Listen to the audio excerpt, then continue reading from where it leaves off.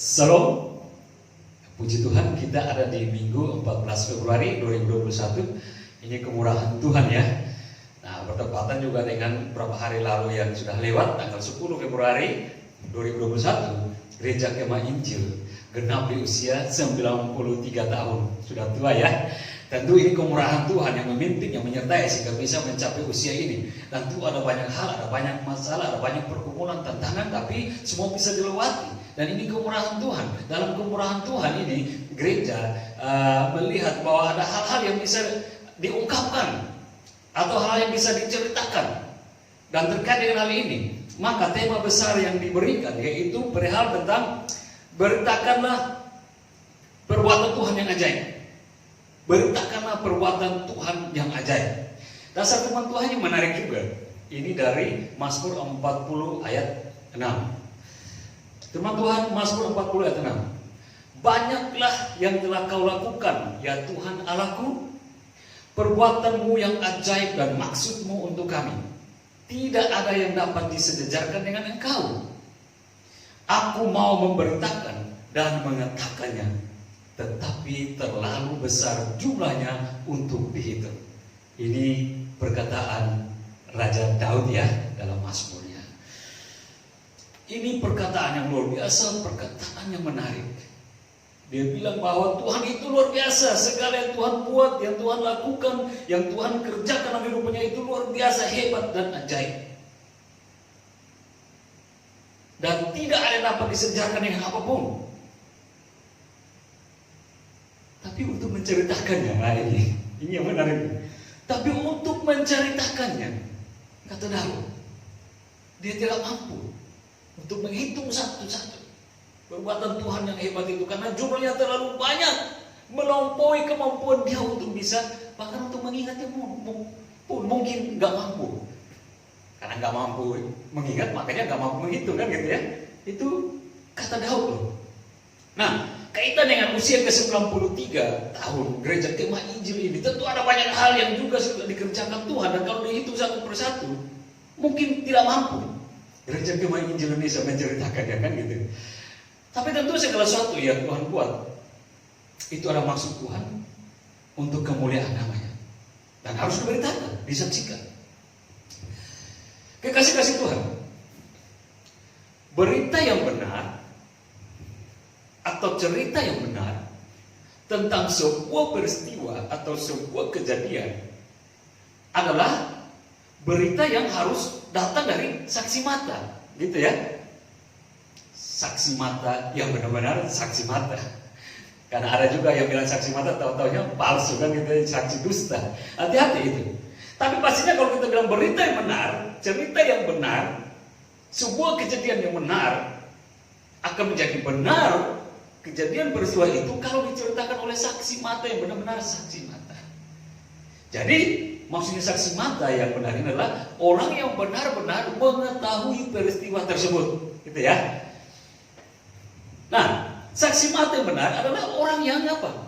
Yang turut melihat, yang turut merasakan, dan turut apa? Mengalami dari kejadian atau peristiwa yang diceritakan itu. Itu baru benar. Jangan tiba-tiba dengar dari A, si B, si D, yang nggak tahu lagi dari tambah bumbu dan sebagainya, terus kita juga masuk menyaksikan. Itu berbahaya, bisa nama-nama bumbu.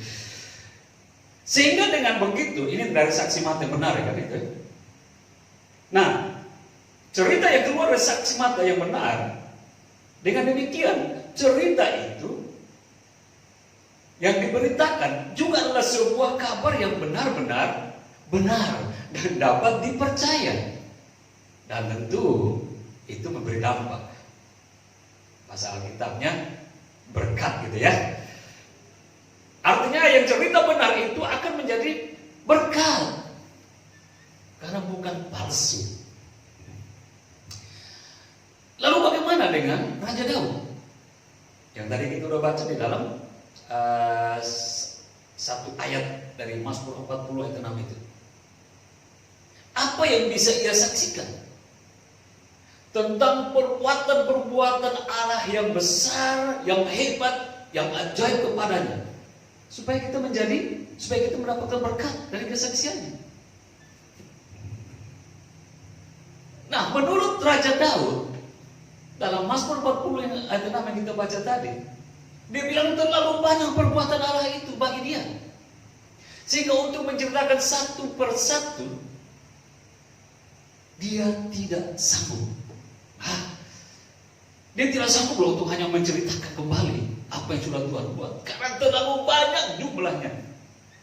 Terlalu banyak jumlahnya yang Tuhan kerjakan bagi Gereja Kemah Injil Indonesia, sehingga satu persatu diceritakan tentu tidak mampu, gitu ya.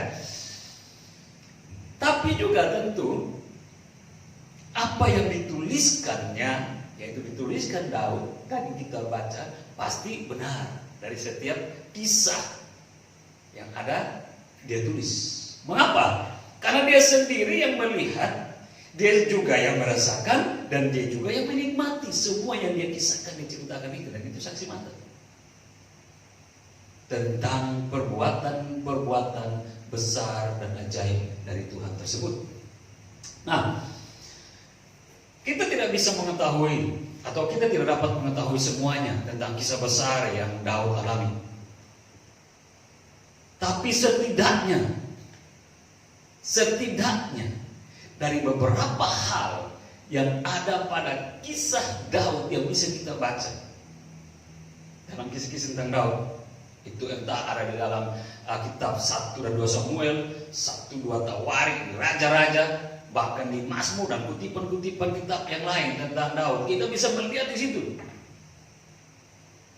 Kita dapat mengetahui kebesaran Allah melalui perbuatan-perbuatan yang Allah kerjakan untuk kebaikan Daud, dan tentu kebaikan kita pula, kan gitu ya. Nah, apa yang harus diberitakan dari semua kemurahan Tuhan yang besar itu? Kesahkan kisah Daud. Karena Daud pun dibilang tidak mampu untuk menceritakan satu persatu. Tentu saya juga tidak bisa mengupas semua secara secara terbuka, artinya secara utuh, karena tidak pulang waktu dan tidak akan mampu juga untuk menceritakan.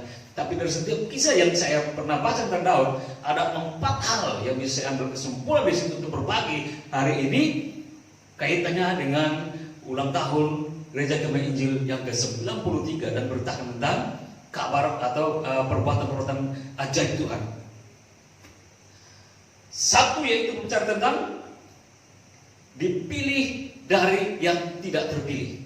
Ini pokoknya, poinnya masih bicara tentang Daud. Satu berbicara tentang dipilih dari yang tidak terpilih. 1 Samuel 16 ayat 6. Kemudian ayat 11 sampai 12. Ketika mereka masuk dan Samuel melihat Eliab, lalu pikirnya, sungguh di hadapan Tuhan sekarang berdiri yang diurapinya. Ayat 11. Lalu Samuel berkata kepada Isai, inikah anakmu semuanya? Jawabnya, masih tinggal yang bungsu, tetapi sedang mengembalakan kambing domba. Kata Samuel kepada Isai, suruhlah memanggil dia, sebab kita tidak akan duduk makan sebelum ia datang kemari. Ayat 12 dari 1 Samuel 16 ini. Kemudian disuruhnya menjemput dia, yaitu Daud. Ia kemerah-merahan matanya, indah dan parasnya elok. Lalu Tuhan berfirman, bangkitlah, urapilah dia, sebab inilah dia. Kekasih-kasih Tuhan, Daud bilang terlalu banyak yang Tuhan buat bagi dia dan dia tidak bisa ingat satu persatu dan memperkatakannya. Tapi dari semua catatan tentang Daud, setidaknya kita bisa melihat hal-hal besar yang Tuhan kerjakan, dan itu juga untuk kita. Pertama yang boleh saya lihat di sini itu berbicara tentang dipilih dari yang tidak terpilih, tentang perbuatan ajaib besar Tuhan bagi diri seseorang atau bagi diri orang yang Tuhan panggil. Apa maksud dipilih dari yang tidak dipilih? Ketika Samuel melihat Eliab yang gagah, Eliab ini kakak sulungnya Daud. Dia melihat, oh ini posturnya tinggi, hebat, tinggi besar, gagah. mungkin suspek perutnya kan gitu ya, nggak ada berbidang, berotot. Saya enggak loh. Tapi mungkin dia lihat Elia kan, dia paras dan perawakannya ini hebat. Waktu Elia masuk, dia bilang ini orang yang pasti Tuhan mau urapi dia. Dalam hatinya langsung berkata, ini loh yang dipilih Tuhan. Demikian juga Isai ayah Daud dan kakak-kakaknya Daud sendiri berpikir kalau Daud itu tidak mungkin akan dipilih Tuhan. Untuk apa? Untuk menjadi pemimpin Israel. Sehingga apa? Daud diremehkan oleh keluarganya sendiri. Dan dia tidak diikut sertakan dalam pertemuan bersama dengan Nabi Daud. Padahal konteksnya apa? Tuhan bilang, Daud pergilah ke Bethlehem. Di situ ada anak dari Isai. Aku akan memilih dia menjadi raja. Lalu Daud berangkat ke Bethlehem. Dan sampai di sana apa yang terjadi? Dia undang Isai dengan anak-anaknya. Isai bawa cuma 7 anaknya, kakak Daud. Karena apa? Ini bertemu dengan Nabi besar. Berarti orang-orang yang dianggap ya sudah dewasa, yang layak ikut pertemuan itu. Daud ditinggalkan, bukan di rumah lagi, dibiarkan pergi kerja di padang gurun. Itu tempat mainnya Daud dengan binatang-binatang piaraannya di situ, kan gitu. Daud tidak dianggap dalam pertemuan itu. Daud tidak dianggap, Daud tidak dibawa. Tapi apa kata Tuhan kepada Samuel waktu dalam pertemuan yang resmi itu dan istimewa itu, kan gitu? Daud melihat Elia, ini orang hebat, dia mau memilih, dia mau merapi. Tuhan bilang bukan dia. Tuhan mengatakan lebih lanjut, karena bukan melalui paras dan perawakannya, tapi melalui hatilah aku memilih, kata Tuhan. Dan memang Daudlah yang terpilih. Karena apa? Hatinya berkenan kepada Tuhan. Akhirnya itu tadi, 7 anak Isai yang hebat-hebat yang kakaknya Daud itu ditolak. Masih ada yang bungsu, siapa? Kemerah-merahan dan masih sangat muda itu, ada di padang gurun. Panggil dia, saya mau urapi berdasarkan pilihan Tuhan. Daud yang terpilih. Nah, kekasih-kekasih Tuhan berbicara tentang dipilih dari yang tidak terpilih. Ini berbicara tentang hal penolakan kepada orang yang istimewa di hadapan Tuhan. Orang yang mau dipakai Tuhan pasti dunia menolak. Orang yang mau dipilih Tuhan pasti dunia mengejek. Itu gak ada apa-apanya. Itu gak hebat, kecil, tidak ada artinya. Sekali lagi Tuhan berkata kepada Nabi Samuel, bukan tampilan luarnya, dalamnya yang aku cari. Dan di dalamnya Daud, isi hatinya berkenan kepada Tuhan. Dalam mengikuti Tuhan, mari kita menjaga hati kita untuk dapat tetap berkenan kepadanya. Ini yang penting, jaga hati. Jagalah hatimu, karena dari situlah terpancar kehidupan. Kan kata Amsal begitu kan? Amsal Salomo, anaknya Raja Daud. Kan gitu. Jagalah hatimu, karena dari situlah terpancar kehidupan. Dan dari situlah sentral Allah melihat engkau. Siapa engkau? Allah lihat dari isi hatimu. Allah bukan lihat dari siapa engkau. Cantik, ganteng, kaya, bermobil, berumah besar, bertabungan banyak. Bukan itu, tapi lihat isi hatimu. Meski dunia tidak menganggap engkau, meski dunia menyepelekan engkau, tapi kalau engkau jaga hatimu baik-baik, tetap di dalam jalan Tuhan, peganglah kepada panggilanmu, setia melayani dengan hati yang tulus, Tuhan tidak main-main dengan engkau. Tuhan akan bertindak lebih dari apa yang dunia ini tahu. Dia akan membuat sesuatu yang lebih hebat, dan engkau akan melihat itu. Dari yang kamu tidak terpilih, dari yang mungkin kamu tertolak oleh dunia ini, tapi di hadapan Tuhan, Tuhan menerima engkau dengan terbuka tangan lebar-lebar. Jagalah hatimu, dan Tuhan berkenan akan hal itu. Artinya motivasi kita, semangat kita, dan tujuan kita dalam mengikuti Yesus dan melayani Yesus harus benar itu. Sebab sikap-sikap itulah tadi, motivasi yang benar, semangat yang benar, tujuan yang benar, itulah yang akan membuat hidup kita ini menjadi baik. Kalau udah punya motivasi yang salah, tujuan yang salah, jadi Kristen biar banyak uang, apalagi masuk dalam pelayanan, biar diundang sana undang sini, dipakai sana dipakai sini supaya dapat banyak, receh gitu kan. Jangan sampai itu jadi motivasi utama. Kalau engkau masuk dalam kekristenan, engkau dipanggil Tuhan untuk mengikuti Tuhan, engkau menerima tantangan, terimalah tantangan itu dengan hati yang tulus. Karena engkau tidak sendiri. Kalau Tuhan yang memilih, Dia mengizinkan persoalan, mengizinkan tantangan, Tuhan juga akan membekap engkau. Tuhan juga akan melindungi engkau. Itulah yang Daud akui. Engkau lah kota berteguh yang teguh, perisaiku. Kalau dia sudah menolong Daud yang dahulu, maka hari ini kita sementara bicara tentang beritakanlah Tuhan dengan segala perbuatan yang ajaib.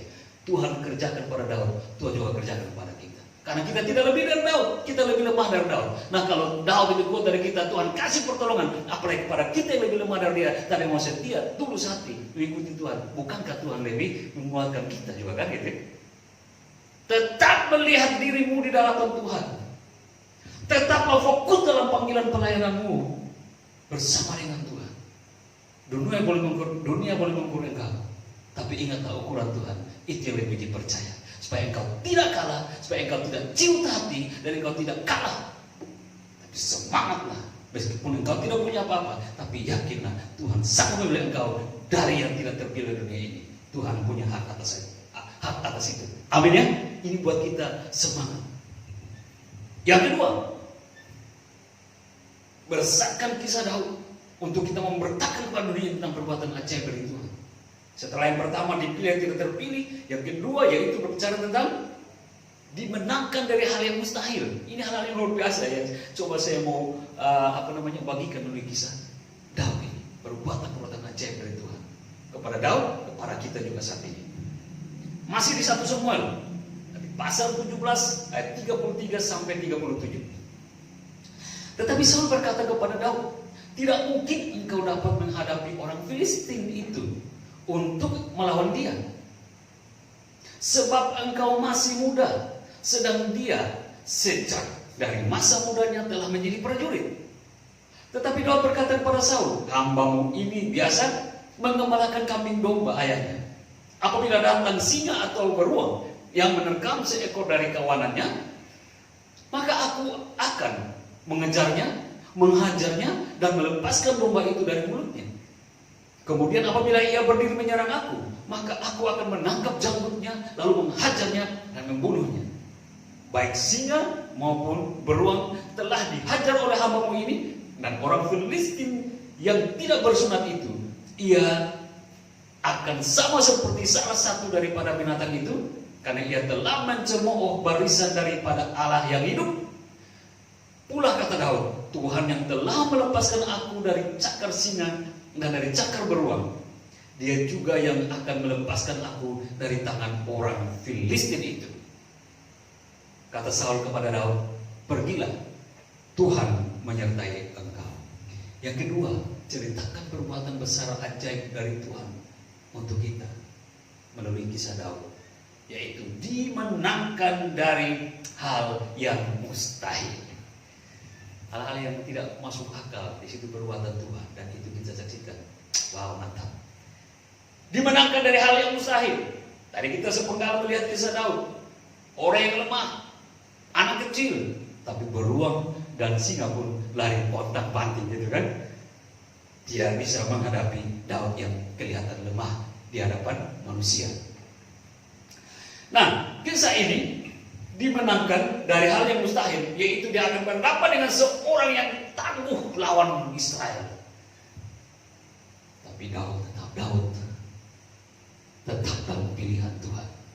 Nah, kekasih-kasih Tuhan, kadang-kadang kita berhadapan dengan masalah, dan masalah itu terasa begitu berat untuk ditanggung. Mengapa?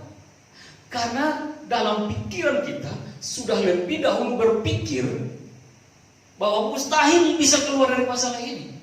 Bahkan mungkin tidak ada orang lain yang dapat menolong saya dari masalah ini.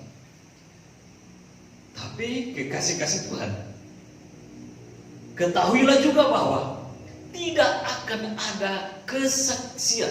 Perhatikan, tidak akan ada satu kesaksian hebat untuk menjadi berkat kalau tidak ada masalah atau tantangan yang pernah dialami. Saya ulangi kata ini ya, kata-kata ini. Tidak akan ada kesaksian yang hebat untuk menjadi berkat kalau tidak ada masalah atau tantangan yang dialami. Jadi enggak usah buru-buru bersaksi kalau engkau takut akan tantangan, akan masalah. Karena apa yang mau disaksikan? Tapi kalau engkau diizinkan dengan persoalan, pergumulan, dengan masalah dan tantangan, hadapilah itu dengan iman di dalam Tuhan. Siapa tahu itu kesempatan yang Tuhan hendak engkau pakai. Kelak waktunya Tuhan balikkan semua tentang itu menjadi suatu kemenangan, kemuliaan bagimu untuk bersaksi. Nama Tuhan dimuliakan, engkau menikmati berkat di dalam. Jadi engkau ketika ada saat ini persoalan pergumulan, jangan rintih, jangan khawatir, jangan hopeless, dan jangan menyerah dalam imanmu. Berpikirlah, siapa tahu ini kesempatan Tuhan pakai masalah ini untuk membuat aku lebih tangguh lagi. Dan aku juga ada dalam kesempatan dipakai Tuhan untuk menyaksikan cinta kasih. Kan gitu ya. Kalau nggak ada masalah, apa yang kau mau ceritakan? Kalau nggak ada persoalan, apa yang kau mau banggakan? Kalau nggak ada pergumulan, apa yang kau beritakan tentang kemuliaan Tuhan? Tapi kalau tantangan itu yang buat kita makin sensitif dalam iman untuk makin dekat dengan Tuhan. Dan tantangan itu akan membuat makin tough iman kita untuk lebih berdaya bersama Tuhan untuk mengalahkan dunia ini dan menceritakan kebesaran Tuhan. Dan kalau orang sudah melihat kita bisa menang dari persoalan, orang sudah melihat kita bisa yang lemah ini bisa keluar dari tantangan yang besar, ketika kita menceritakannya dengan sungguh-sungguh di dalam nama Tuhan Yesus, itu pasti jadi berkat. Karena kita bukan saksi dusta, kita menceritakan apa yang Tuhan buat kepada kita melalui persoalan-persoalan itu. Jadi bersyukurlah, kan gitu ya. Kadang-kadang gak masuk akal memang kekristenan ini.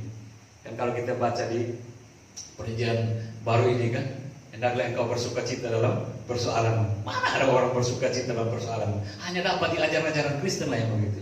Karena apa? Karena di situ letak kemenanganmu dalam iman kepada Tuhan. Firman Tuhan bilang begini, di manakah anak yang tidak diajar oleh bapak? Kan gitu ya, kecuali engkau mau lolos dari segala tantangan dari masalah itu, engkau menjadi anak gampangan, kan gitu. Tapi firman Tuhan, ketika engkau diizinkan berkumpul di segala persoalan, ingatlah, siapa tahu itu waktumu engkau akan naik kelas. Karena ada hal-hal mustahil yang engkau tidak pahami, tapi engkau bisa melewatinya. Ada tangan Tuhan yang menyertai engkau, dan engkau melihat kemenangan yang Tuhan kerjakan dari hal-hal yang mustahil itu. Demikian juga dalam kalau dia hanya berada di padang gurun dan cuma hanya berteman dengan kambing domba yang tidak banyak itu kan, mungkin namanya tidak terlalu masyhur, mungkin namanya tidak masyhur, namanya tidak besar dan tidak hebat, tidak mantap sampai saat ini.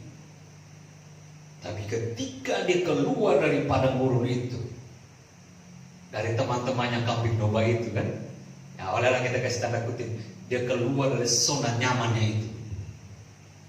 Dan dia pergi ke medan perang, lalu bertemu dengan tantangan sesungguhnya, yaitu si raksasa Goliat, yang sangat ditakuti oleh seluruh tentara Israel dan Raja Saul pada waktu itu.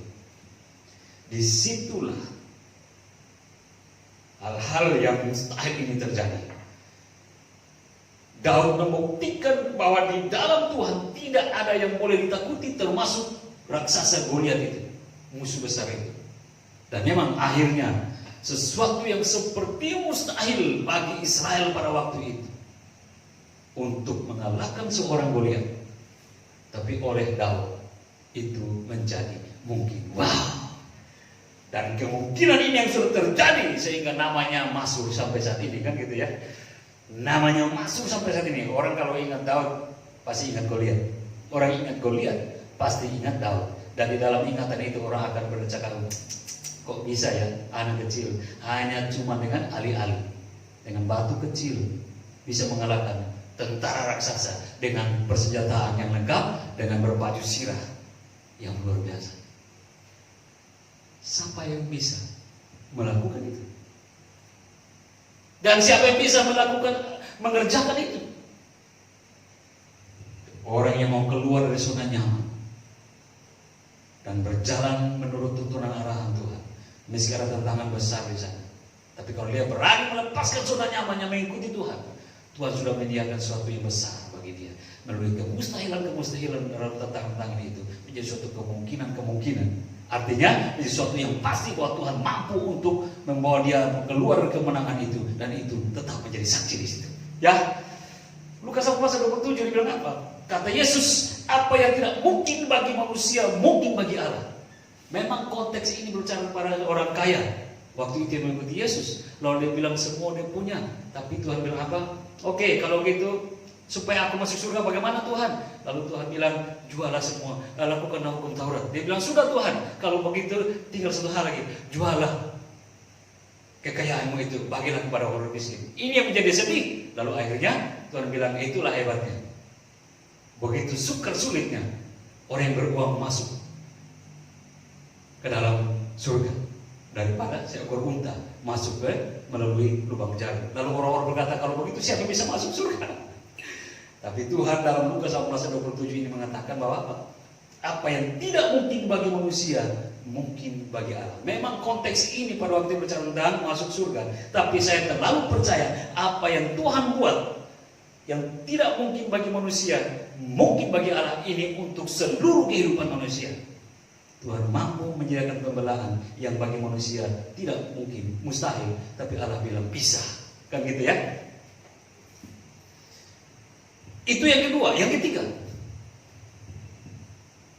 apa yang kita harus ceritakan berdasarkan pengalaman-pengalaman Daud tentang kebesaran perbuatan Allah yang ajaib. Yang ketiga yaitu apa? Diselamatkan dari maut yang membayang. Diselamatkan dari maut yang membayangi. Ini juga hal perkara-perkara yang mustahil, tapi kok bisa lolos. 1 Samuel 18 ayat 11-12. Saul melemparkan tombak itu karena pikirnya, baiklah aku menancapkan Daud ke dinding.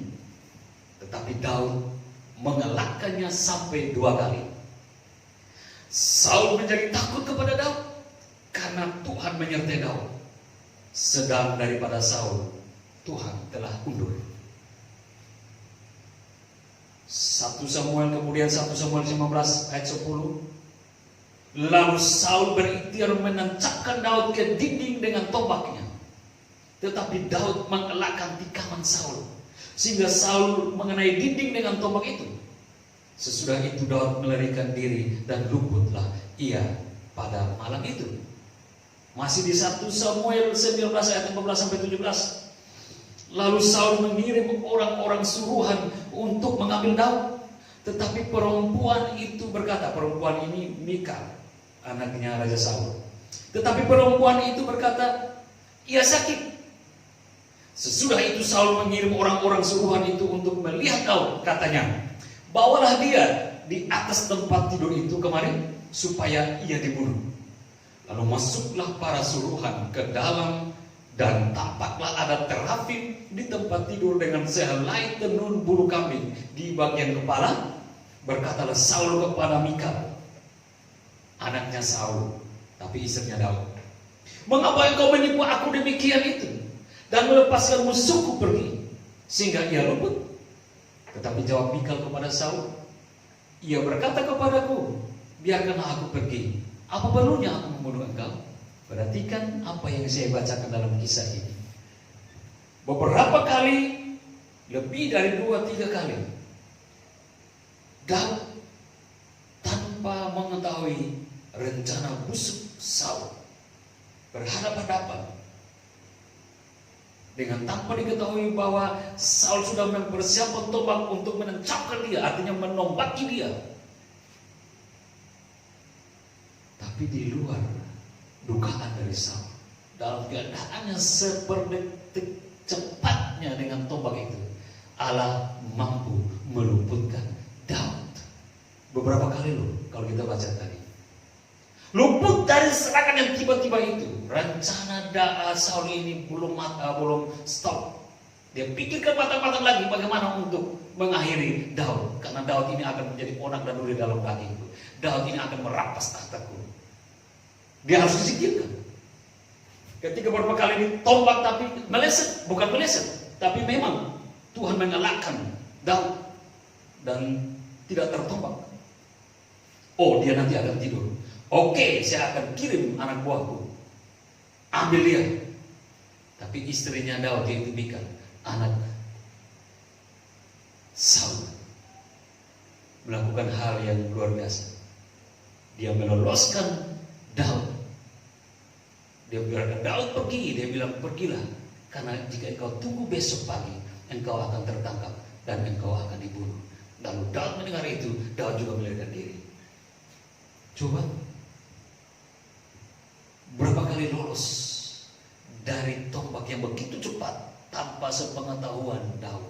Tapi Tuhan menyadarkan Daud dan melepaskan Daud. Kemudian Daud juga tidak membayangkan dia harus mati nanti di tempat tidur, di kamarnya. Tapi Tuhan mengetahui niat busuk dari Saul, melepaskan dia dengan cara yang hebat melalui istrinya Mikal. Siapa yang tahu tentang maut itu, kan gitu. Tetapi hanya Tuhan yang tahu semua keadaan ini. Dan Tuhan tidak akan membiarkan orang-orang pilihannya. Tuhan tidak akan membiarkan orang-orang yang hatinya tulus mengikuti dia dan melayani dia. Meski maut itu begitu dekat, tapi Tuhan lebih dekat lagi. Amin.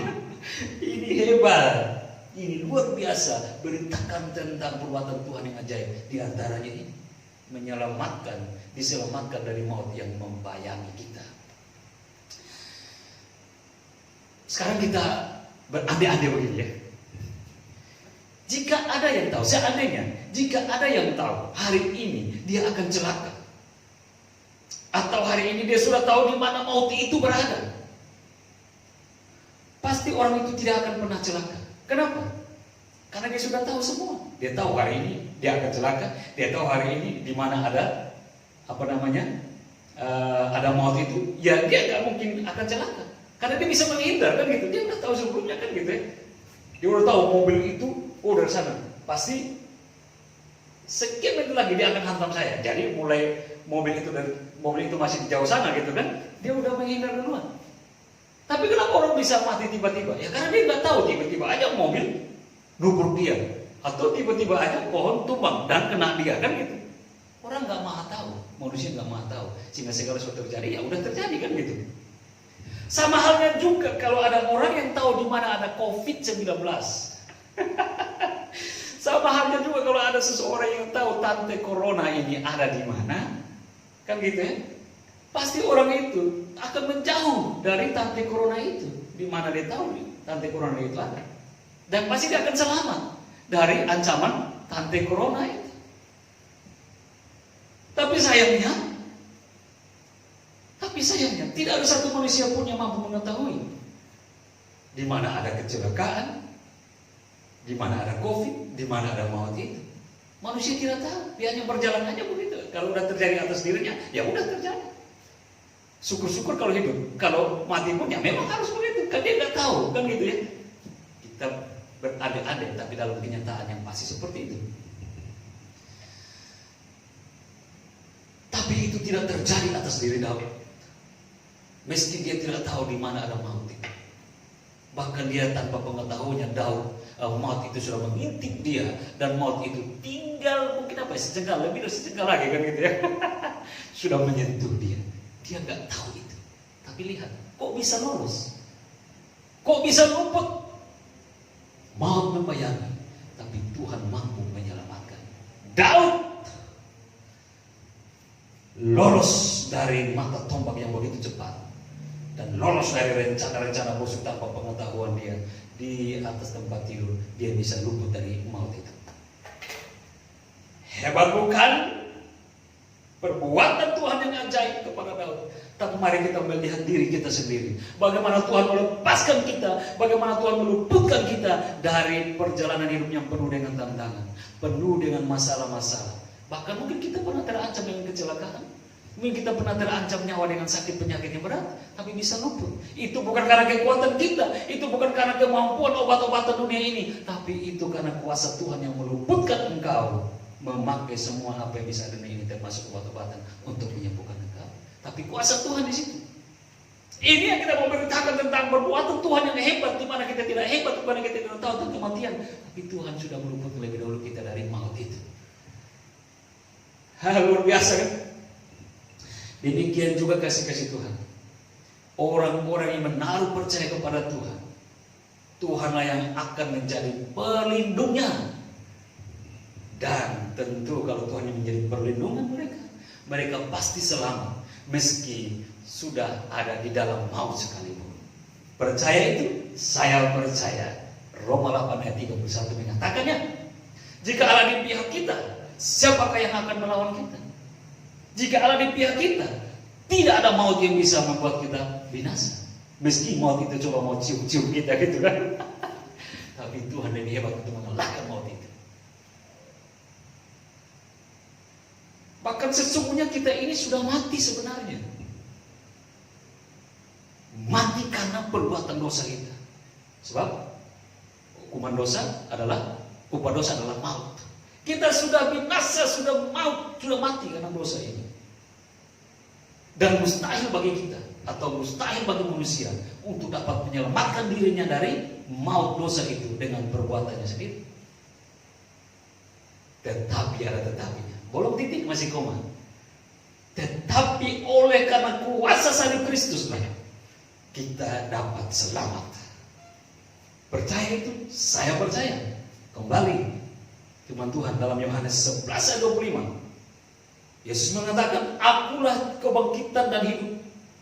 Barang siapa percaya kepadaku, ia akan hidup walaupun sudah mati. Udah mati tapi hidup. Jangan pakai ini kalau mau menerima keselamatan, jangan pakai ini. Pakai imanmu, baru engkau akan mengerti perkataan Tuhan. Kita sudah binasa maksudnya, walaupun engkau sudah mati, artinya sudah mati di dalam dosa itu. Dan tidak satu manusia punya kekuatan untuk hidup dari dosa itu, maut dosa itu. Tetapi kemurahan Tuhan Yesus bilang, akulah kebangkitan dan hidup. Sehingga barang siapa yang percaya kepadaku, ini hal yang luar biasa. Mustahil bagi manusia, tapi mungkin bagi Allah, kata Yesus kan. Tetap ada kemungkinan kita selamat kalau kita percaya. Sebab dia sudah menyediakan, Yesus sudah menyediakan keselamatan itu melalui kematian dan kebangkitannya. Percaya. Percaya ya Bapak Ibu ya, yang mungkin nanti sempat nonton video ini, siapapun engkau yang udah Kristen atau yang belum Kristen, siapapun, percayalah supaya engkau mau selamat. Percayalah kepada Yesus Kristus. Dia sudah mati buat Anda, tapi dia juga bangkit untuk membuktikan bahwa orang-orang yang percaya imannya tidak mati, sebab imannya hidup bersama-sama dengan Kristus yang hidup. Dan pada waktunya engkau akan dibawa ke surga, karena yang memiliki surga adalah Kristus. Amin ya. Mantap.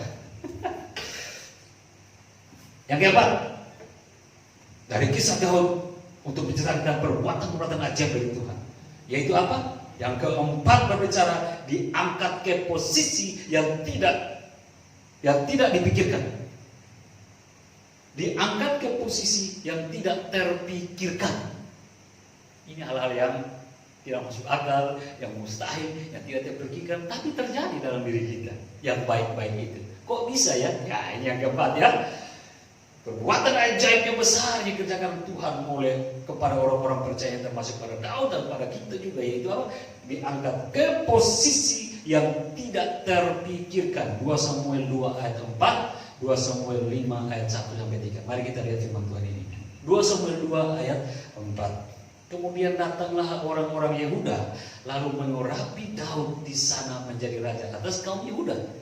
Kemudian 2 Samuel 5 ayat 1 sampai 3, lalu datanglah segala suku Israel kepada Daud di Hebron dan berkata, ketahuilah kami ini darah dagingmu. Telah lama ketika Saul memerintah atas kami, engkaulah yang memimpin segala gerakan orang Israel. Dan Tuhan telah berfirman kepadamu, engkaulah yang harus menggembalakan umatku Israel, dan engkau telah menjadi raja atas Israel. Maka datanglah semua tua-tua Israel menghadap raja di Hebron. Lalu Raja Daud mengadakan perjanjian dengan mereka di Hebron di hadapan Tuhan. Kemudian mereka mengurapi Daud menjadi raja atas Israel. Yang pertama, dia menjadi raja atas Yehuda, yaitu cuman suku Benyamin dan Yehuda. Sekarang seluruh Israel datang menyerahkan diri kepada raja, kepada Daud. Daud, kami mau jadi rakyatmu, kami akan mengangkat engkau menjadi raja. Dan dia menjadi raja atas seluruh Israel, termasuk Yehuda, termasuk Benyamin, berkumpul dengan 10 suku-suku Israel lain menjadi satu kerajaan Israel. Diangkat ke posisi yang tidak terpikirkan. Kok bisa? Mari kita lihat tentang hal Daud ini. Banyak orang mengalami kekecewaan. Karena apa? Karena kenyataannya tidak seperti ekspektasi mereka. Seperti apa? Misal gini ya, ada yang sudah berjuang dengan sekolah tinggi-tinggi, bayar mahal-mahal, keluar dompet dari sini, keluar dompet dari sini, semuanya dicurahkan untuk bayar bisa sekolah tinggi-tinggi. Kecewa kemudian. Kenapa? Ternyata tidak bisa bekerja di tempat yang dia inginkan. Jadi lamar-lamar pun gagal terus gitu kan. Mau menciptakan sesuatu pun gagal, nggak bisa. Kecewa. Padahal udah ekspektasinya pasti akan berhasil, udah sekolah tinggi, ternyata enggak.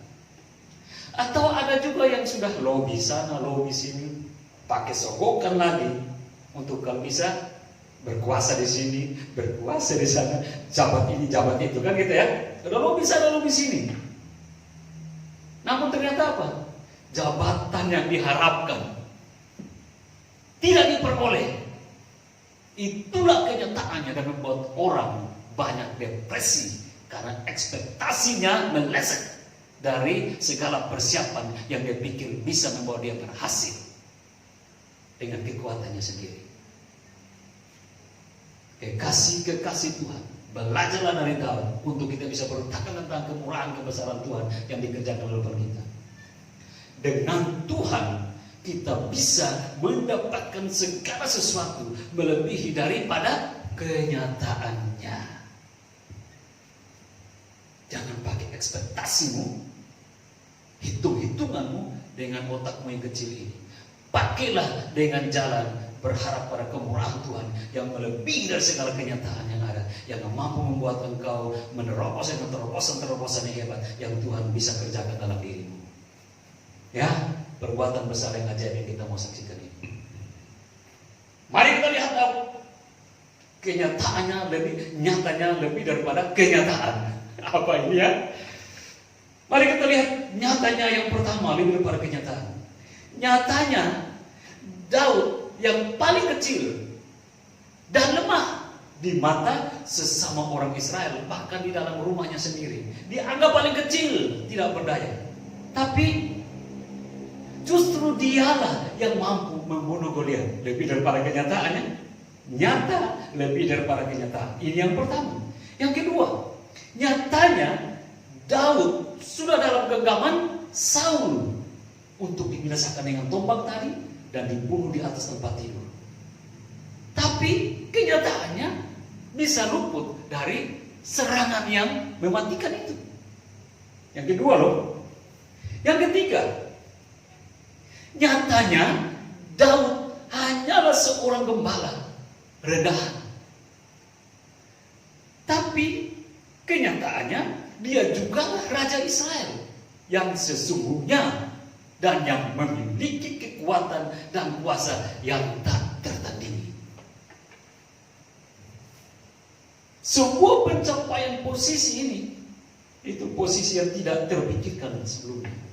Sebuah pencapaian posisi yang melebihi kenyataan diri Daud. Ya bagaimana mungkin orang yang dianggap lemah, yang tidak ada apa-apanya, bisa kenyataannya mengalahkan raksasa yang ditakuti bangsa Israel itu. Lihat, orang yang tidak ada apa-apanya, yang lagi duduk baik-baik, bisa luput dari maut. Tombak Saul bisa luput si Daud itu. Dan orang yang tidak berpendidikan tinggi, tidak ada sokok-sokoknya kan gitu ya, menjadi raja. Siapa yang bisa melakukan semuanya itu? Ini pencapaian posisi yang sempurna loh. Dari kenyataan yang sebelumnya Daud tidak mungkin kan gitu ya. Tapi Tuhan membuat segalanya menjadi mungkin lebih daripada kenyataan. Orang lihat ini anak kecil belum berpengalaman kemerah-merahan. Apa yang bisa diharapkan dari orang yang tidak ada berpengalaman ini? Bahkan sekarang kan cari kerja pun susah. Udah tamat sekolah, udah baik-baik kan, udah bawa ijazah segala macam, sampai sana perusahaan bilang harus pengalaman 2 tahun, batal kan gitu ya. Ya gimana orang mau lulus kerja, mau cari pengalaman 2 tahun? Nah ini anak-anak baru keluar sekolah, ini sudah gugur kan gitu ya. Bisa orang banyak kecewa di sini. Tapi di dalam Tuhan tidak ada yang mustahil. Peganglah imanmu kuat-kuat kepada Tuhan. Bawalah segala persoalan berumur. Engkau mau cari kerja, engkau mau cari apa, engkau mau usaha, bawalah itu, bawa ijazah ke hadapan Tuhan. Tuhan, saya mau lamar hari ini pekerjaan. Mungkin COVID ini banyak PHK, tapi tidak untuk Tuhan. Kalau Tuhan mau saya masuk dalam perusahaan ini, pasti Tuhan mau. Pasti Tuhan bisa buat saya masuk dalam situ. Yang penting keinginanmu, cita-citamu itu bawa kepada Tuhan. Tuhan yang buat akan segala sesuatu yang mustahil ini menjadi mungkin. Kan gitu kan? Kita boleh saja mempersiapkan diri dengan baik untuk suatu maksud, meraih cita-cita yang tinggi. Tapi janganlah lupa untuk tetap menyerahkan segala cita-citamu, keinginanmu ke dalam tangan Tuhan. Sebab seperti Daud, Tuhan juga yang akan membuat kita berhasil dari semua apa yang kita kehendaki, inginkan, rindukan, cita-citakan, kan gitu. Apa yang Anda cita-citakan saat ini? Apa yang Anda inginkan saat ini? Jangan ragu, bawalah serta Tuhan dalam semua cita-cita dan keinginan, dan biarkan Dia bekerja. Imanilah sungguh-sungguh, hati yang tulus datang kepada Dia. Dia akan bekerja lebih dari apa yang engkau mampu memahaminya. Jika keinginanmu diserahkan kepada Tuhan dan itu sesuai kehendaknya, pasti menurut waktunya Tuhan, kamu akan meraihnya. Melihat semua keberhasilan yang besar dan maha hebat, itulah yang membuat Daud tadi bilang apa? Aku tidak dapat mengatakannya. Aku tidak dapat mengungkapkan satu persatu dengan kata-kata. Tapi kalau kita perhatikan baik-baik ayat-ayat yang ditulis tentang Daud, hanya melalui rasa syukur yang tinggi dan besar darinya, ia berikan kepada Tuhan yang telah memberkati dia dengan cara yang luar biasa itu.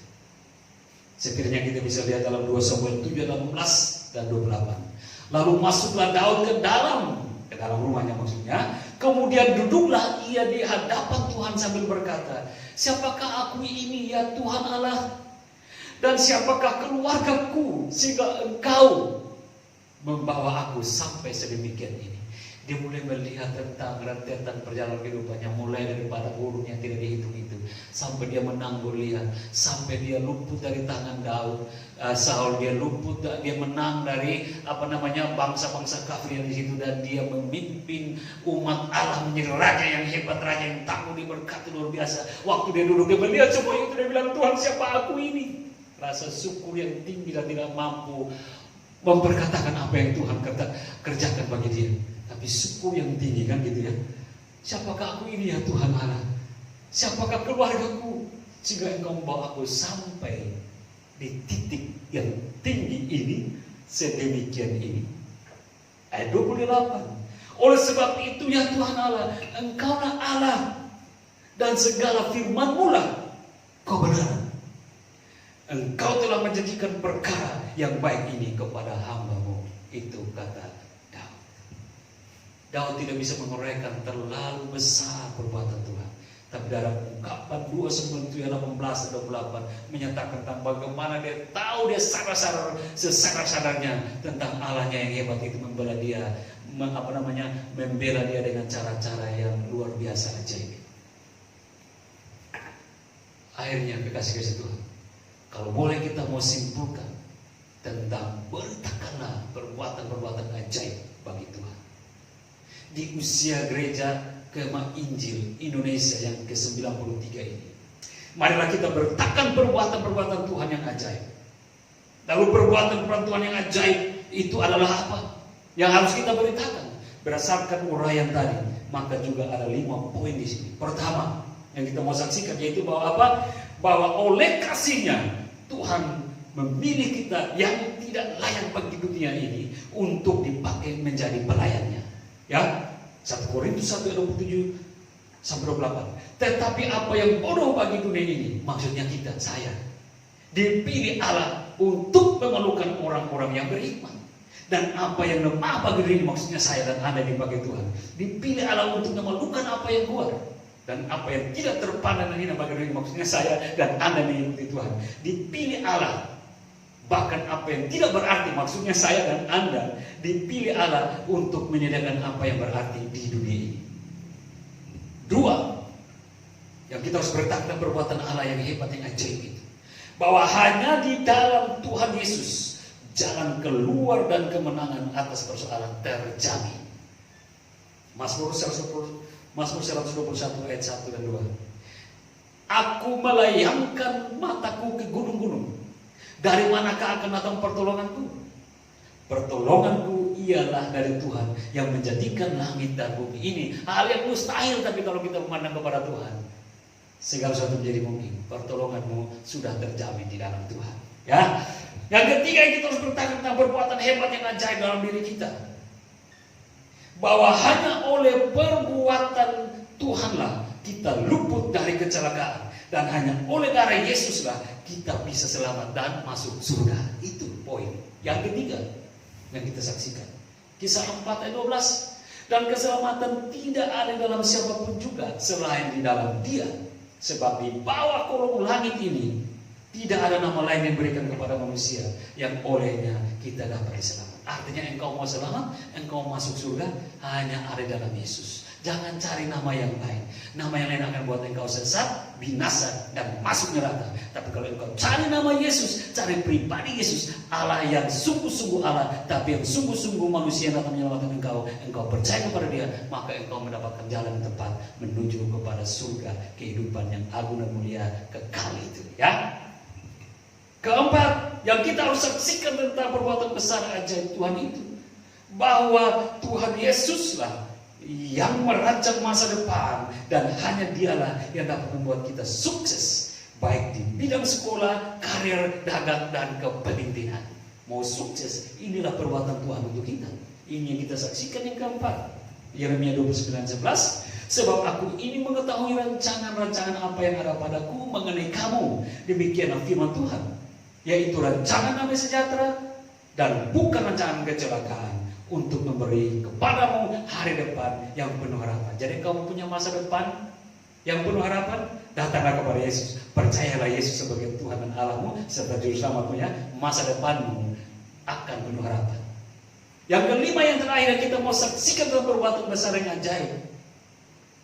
Katakanlah kepada orang-orang yang belum percaya, Anda harus percaya kepada Tuhan Yesus untuk menerima semua berkat yang luar biasa tersebut, yang tadi yang sudah disebutkan satu persatu. Ya, kalau nonton video ini lagi, belajar apa yang sudah disebutkan, buka lagi dan lihat lagi, ya.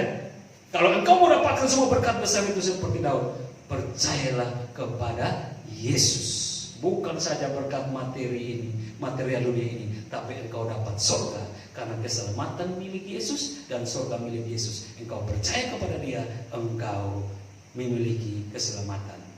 Amin, ya. Ini yang bisa kita saksikan. Sebab Matius 11:28 dikatakan apa? Marilah kepadaku, kata Yesus, semua yang letih lesu dan beban, aku akan memberikan kelegaan kepadamu.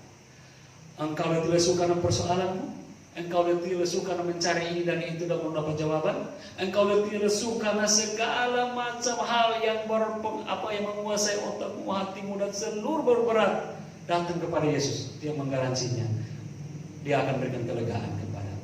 Ini yang menjadi kesaksian orang-orang percaya, yang menjadi kesaksian orang-orang Kristen, dan dunia harus tahu itu. Percayalah, dan engkau memiliki berkat dan keselamatan di dalam Yesus satu-satunya. Amin. Tuhan Yesus memberkati kita semua. Salam.